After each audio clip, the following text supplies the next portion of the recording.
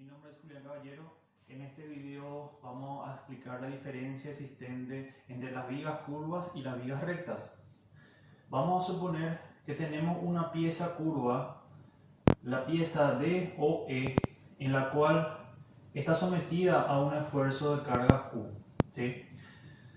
Supondremos que se cumplen todas las consideraciones para que sea aplicable la ecuación de las vigas rectas. Tenemos la pieza en la cual tenemos dos trazas de secciones rectas, la traza AB y la traza A1B1.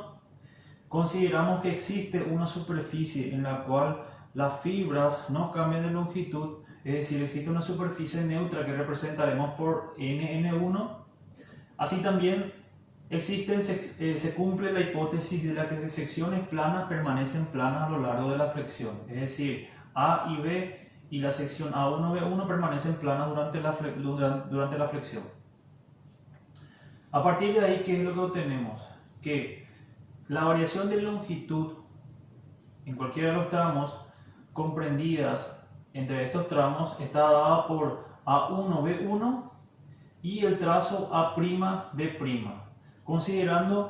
haciendo la hipótesis de que el trazo AB corresponde a un eje de simetría, es decir, no cambia de dirección. Por otro lado, el alargamiento en la fibra está dado por P1 igual a P1'.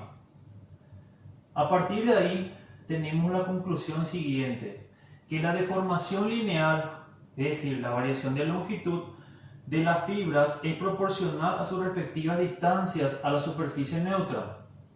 La otra conclusión es que la deformación unitaria, es decir, la variación de longitud por unidad de longitud, no es proporcional. ¿Por qué? Porque las distancias, las fibras no tienen las mismas longitudes durante la flexión.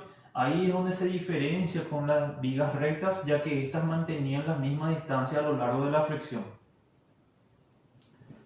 Continuando con el análisis de la pieza curva, obtenemos lo siguiente.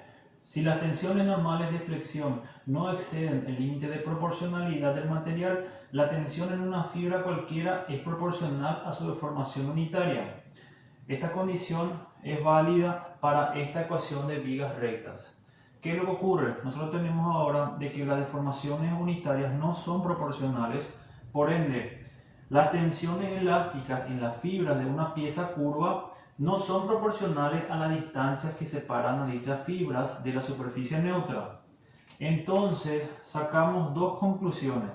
Primero, que esta ecuación no es válida para hacer un análisis en piezas curvas, ya que el momento de las tensiones en este caso son proporcionales y varían linealmente en las piezas rectas. Y lo segundo es que el eje neutro ya no pasa por el eje baricéntrico. Podemos hacer un diagrama de tensiones de esta pieza que se observa aquí, en donde podemos observar que ya no varía linealmente y que también la superficie neutra ya no coincide con el eje baricéntrico. Entonces damos por conclusión de que estas ecuaciones y esta suposición ya no es aplicable para las piezas curvas. En el siguiente video vamos a mostrar cuáles son las fórmulas a ser aplicables para la resolución de esfuerzos llamados esfuerzos circunferenciales en piezas curvas. Para el cálculo de las tensiones en una pieza curva vamos a usar la fórmula de Winkelbach, ¿sí? En la cual nosotros podemos obtener las tensiones máximas o las tensiones circunferenciales, ya sea en el punto A o en el punto B de una pieza, a partir de esta fórmula, en la cual tenemos que el valor de sigma viene a ser la tensión circunferencial normal en un punto de la sección ubicada a una distancia I del eje baricentro debido al momento vector M. El valor de R viene a ser la distancia desde el baricentro de la sección hasta el centro de curvatura de la viga. La expresión A corresponde al área de la sección transversal. El valor de Z corresponde a una magnitud que depende de las características geométricas de la sección, está dada por esta expresión. nosotros haremos uso de una tabla 26 del Series Smith, el cual forma parte de la bibliografía, y esta tabla vamos a estar subiendo a los materiales complementarios. Haciendo un análisis de la fórmula, tenemos que el valor de m va a ser negativo cuando aumenta el radio de curvatura, va a ser positivo cuando se reduce el radio de curvatura, y el valor de i va a ser, dependiendo de si es el lado cóncavo o lado convexo, va a tomar un valor positivo o negativo.